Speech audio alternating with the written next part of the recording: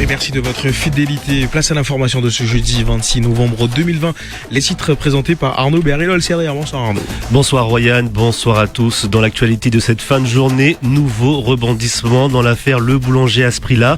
Après avoir été condamné en appel la semaine dernière, Darwin Asprilla a décidé de se pourvoir en cassation. Retour sur la visite officielle au Suriname de Rodolphe Alexandre, le président de la CTG, à l'occasion des festivités du 45e anniversaire de l'indépendance, à l'occasion de faire le point sur la fermeture des frontières entre les deux pays. La semaine européenne de réduction des déchets, c'est en ce moment. Pour en parler, nous recevions ce matin Julien Lerchandy de l'ADEME, l'agence de la transition écologique, dans l'invité du 7h. On y revient. Découvrir et assimiler la langue wayana, c'est désormais possible avec le premier dictionnaire de traduction française. Un ouvrage pas comme les autres, vous l'entendrez. Et puis enfin, les hommages à Maradona se multiplient partout dans le monde après l'annonce de son décès. En Guyane, nous avons rencontré un Argentin, un fan du footballeur qu'il décrit comme une rockstar du football. Et puis on terminera ce journal avec la finale locale du concours Voix d'Outre-mer. C'était hier.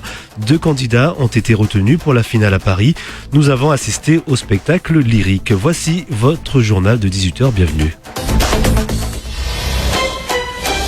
Et un journal de 18h en diffusion sur le Facebook Live de Radio Pays. Vous le disiez en titre, nouvel épisode judiciaire dans l'affaire Le Boulanger.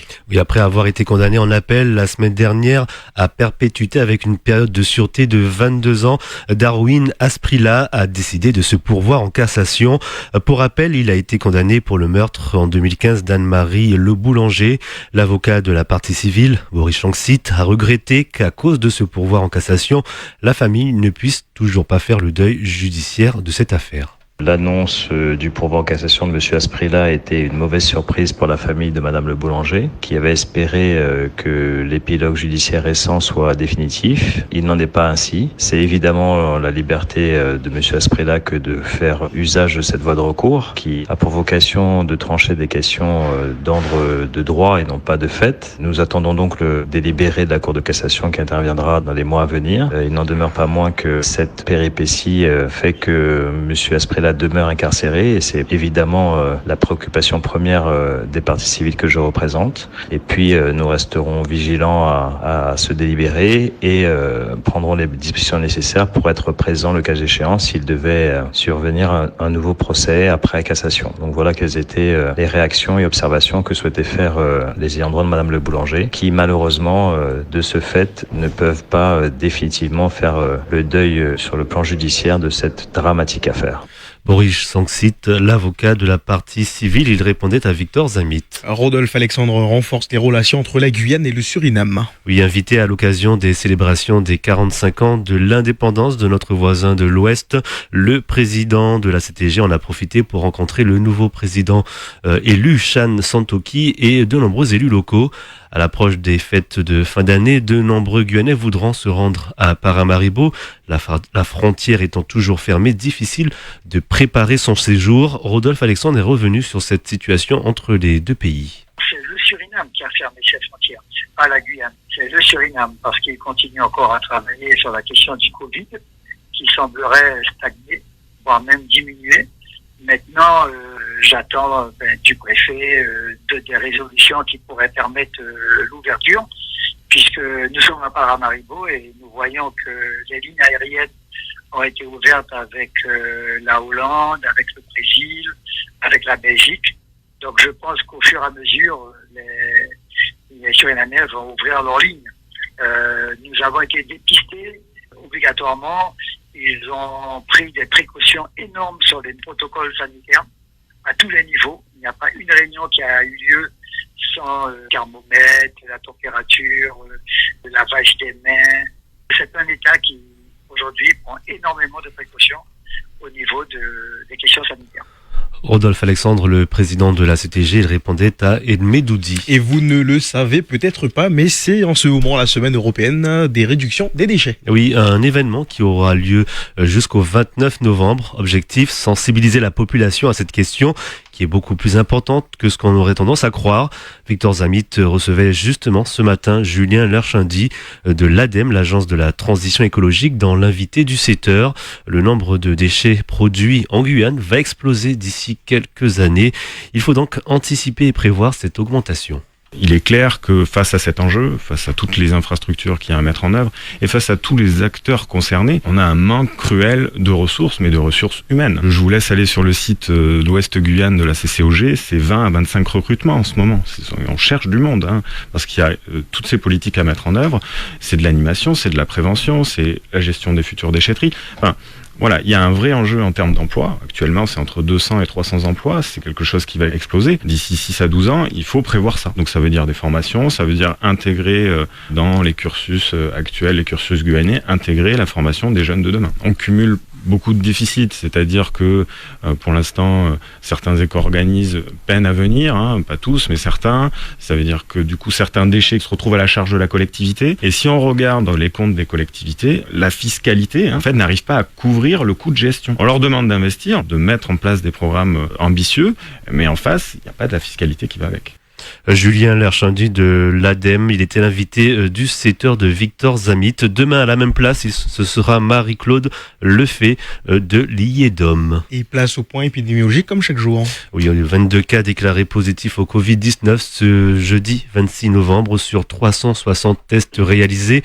Dans le détail, 12 cas sur l'île de Cayenne, 3 cas à Kourou, 2 à Makouria, 2 également à Montsinéry et à Saint-Laurent, et puis 1 cas à Irakubo. Au total, on compte 11 138 cas positifs depuis le début de l'épidémie. Du côté des hospitalisations, 12 patients sont hospitalisés et 1 en réanimation. Et puis on le rappelle, 70 personnes sont malheureusement décédées du Covid-19. Radio Pays, la suite du journal, Arnaud Béhari-Lolsirder. Dans le reste de l'actualité, à partir de demain, l'aide de solidarité exceptionnelle pour les foyers les plus modestes promise par le président de la République sera attribuée aux foyers guyanais. Un chèque de 9 millions d'euros a été débloqué pour la Guyane, qui sont les concernés, les foyers qui bénéficient du RSA ou du RSO, les moins de 25 ans, les non-étudiants qui perçoivent une aide au logement. Ils percevront 150 euros par foyer, auquel s'ajoutent 100 euros supplémentaires par enfant à charge de moins de 20 ans. Le premier dictionnaire français Wayana est sorti en librairie. Oui, un livre qui aura nécessité une quinzaine d'années de travail aux côtés des Wayana qui ont participé à son élaboration via des groupes de réflexion sur place. Un travail pas toujours évident car certains concepts de la langue française n'existent pas en Wayana et réciproquement. Au total, plus de 8000 mots ont été recensés. C'est un dictionnaire analogique et pas alphabétique, autrement dit, qui regroupe les mots par concept. Pour quelle raison ? Réponse avec l'ethnolinguiste Eliane Camargo, co-autrice de ce livre. Il y en a certains qui disaient « Mais Eliane, je vois ici le mot « pakolo », ça veut dire habitation ». Je dis « Oui, mais où sont les autres ?»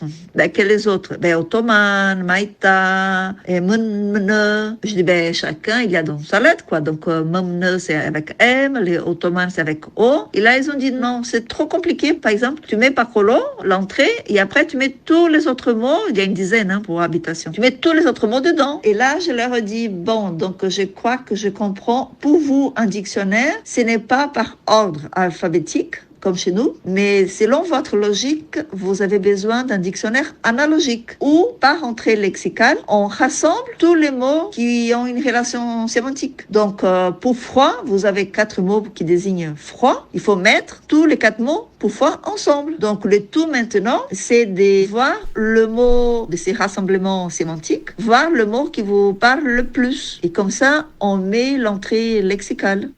Eliane Camargo, ethnologue et ethnolinguistique, qui a écrit ce livre, ce dictionnaire avec Tapin qui lit Anaiman. Le monde du football endeuillé après la mort de Maradona. Oui, Diego Maradona est décédé hier matin à l'âge de 60 ans d'un arrêt cardiaque. Champion du monde de foot avec l'équipe d'Argentine en 1986, joueur à Barcelone puis à Naples, l'ancien numéro 10, aussi détesté qu'adulé, a aussi connu une période sombre dans sa vie, obésité et drogue. Il est décrit comme une rockstar du football pour Alberto Sagretti, un Argentin résident en Guyane. L'amant de Dieu. J'étais en train de lire un article qui sont écrit aujourd'hui sur lui, et il dit que autant que Dieu, Maradona, c'était le plus humain de Dieu. avec toutes ses imperfections, soulard, monteur, fanfaron, tout ce que vous voulez. Mais en fait, c'était autant que joueur de football, il était véritablement incontournable. Qu'il soit clair, c'est pour moi qui suis 66 ans aujourd'hui. J'ai vu jouer Pelé, j'ai vu jouer Cruyff, j'ai vu jouer des très grands joueurs, c'est des merveilles. Mais comme Diego, jamais. On aurait bien voulu profiter de Diego encore beaucoup plus de temps. Parce que 60 ans, quand même, Diego, il aurait pu vivre longtemps, il aurait dû se surveiller un tout petit peu plus. C'est quand même, il meurt pas à la fleur de son âge, mais jeune encore. Mais c'était son caractère, son charisme, c'est ce qui faisait de lui un rockstar de football. Donc voilà, c'est tout à son honneur pratiquement de son décès, de sa vie comme ça.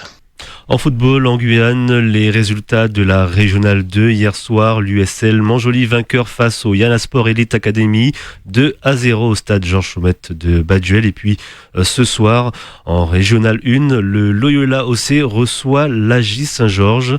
Et puis en handball, Montabo Athletic Club face à l'US Matoury. Retrouvez l'essentiel de l'actualité dans l'émission de José Blizès à toute vitesse. Le concours des voix des Outre-mer a désigné les candidats qui représenteront la Guyane.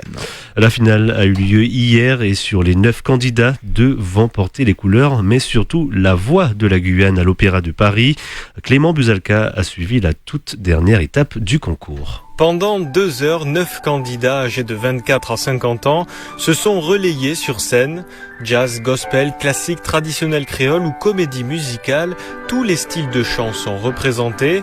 Fabrice Di Falco, contre-ténor et président du concours Voix des Outre-mer. Je suis ravi parce qu'on a entendu de très belles voix, on entend des personnes qui ont envie d'avancer. Mais au final, il faut choisir les plus belles voix guyanaises de l'année et le jury va mettre du temps pour cela. 1 heure de délibération, puis le résultat est enfin annoncé. Et le prix de musique du monde variété a été attribué pour cette 3e édition à Madame Agnoli Rosita.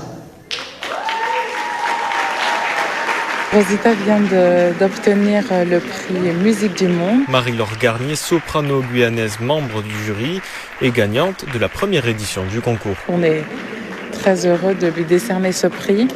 Elle nous a fait entendre un très beau Handel avec une voix légère, agile. Récompensée pour son interprétation d'Handel, mais aussi coup de cœur pour son non moussier, chant traditionnel créole, Rosita Agnoli. C'est une merveilleuse expérience. Je ne m'y attendais absolument pas parce que j'ai participé à ce concours tout simplement pour le plaisir. Tout au long des masterclass que nous avons eus avec Marie-Laure Garnier, avec Fabrice Di Falco, ce fut un réel plaisir de travailler avec ces professionnels et de recevoir leurs conseils. Prochaine étape pour les sélectionner, Paris, à l'Opéra, où ils défieront les meilleures voix des autres Outre-mer.